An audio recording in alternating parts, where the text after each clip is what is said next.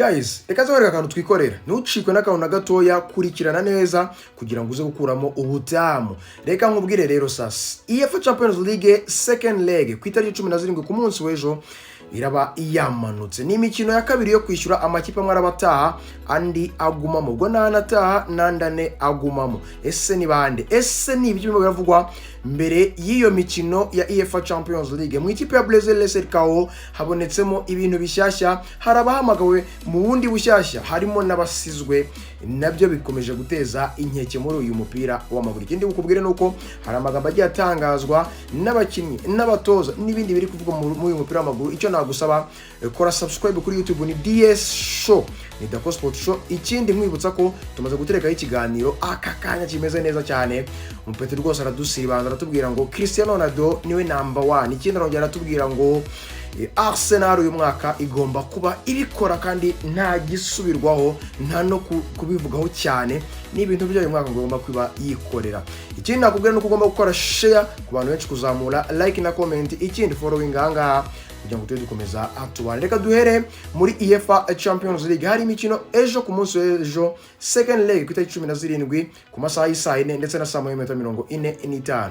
Hazaba umukino wa Bodo n'ikipe ya Sporting zabakiriye Bodo. Hazaba umukino wa Paris Saint-Germain n'ikipe ya Chelsea zabakiriye Paris Saint-Germain. Real Madrid zabasuye ikipe ya Manchester City, no mukino kuvuza induru mu mupira w'amaguru. Ikindi no kurakwe ko Arsenal zabakiriye Bayern Leverkursen. Reka duhere mu ikipe ya Real Madrid. Real Madrid yagaruye abakinnyi batatu, harimo Carreras, yagaruye umukinnyi bita Jude Bellingham, yagaruye Mbappe, ngo bose bagomba gushakirwa iminota mike kugira ngo barebe ko munsi w'ejo babasha gukina. Ikindi nakubwira nuko uwo bita Bernardo Silva aragira ati UEFA Champions League turabyiza, tuzahangana na Real Madrid. Nubwo Real Madrid tuzahangana nayo kugeza ku munota wa nyuma mpaka twemeye ko igomba kudukuramo cyangwa tukayikuramo. Ntago twigeze dushyira gute, ntago twigeze twemera ko twavuyemo, biracyashoboka. Ikindi kandi yavuze ko UEFA Champions League ngo ni imikino ngo ikinwa mu kibuga, ngo bitandukanye na Premier League ko ikipe ikomeye irayitwara, ngo ariko UEFA Champions League ni umukino urangwa na emotion cyane cyane ngo y'abafana bahari ku stade, ngo bituma ngo emotion cyangwa se imbaraga z'abakinnyi zizamuka. Ngo rero ngo twizeye ko ku kibuga cyacu imbere y'abafana bacu hagomba kubera ibintu bishyashya. Pepe Guardiola ati njyewe biranyoroheye kuba navuga ibi ngibi, reka bino bitego mbikore mu minota 20 ya mbere. Uyu Pepe Guardiola mbabwira kugeza kuri saha yatanze ikiruhuko cy'amasaha 28 mbere y'umukino w'ikipe ya Real Madrid n'ikipe ya Manchester City wo kwishyura muri kimwe cy'umunani.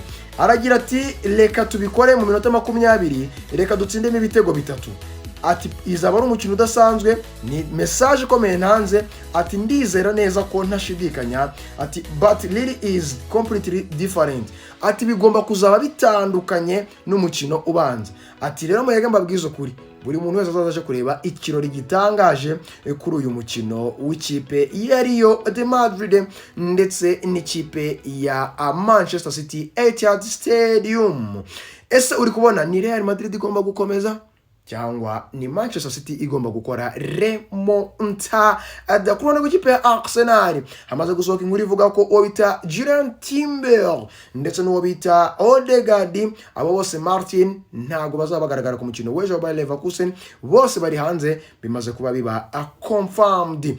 Ikindi nakubwira nuko ku mukino w'ikipe ya Chelsea na Paris Saint-Germain nuko bita Reece James yamaze kugira ikibazo cya hamstring, ngo ni ikibazo cyo kumariza ibyumweru bitari bike hanze, nkuko Rozene yabivuze ati ntago turi kumenya ukuntu byagenze. Yasohotse mu myitozo, tugatuma imyitozo mu bandi kubera hamstring, atagomba kumara ibyumweru tutazi hanze, ariko twizere ko imvune idakomeye cyane.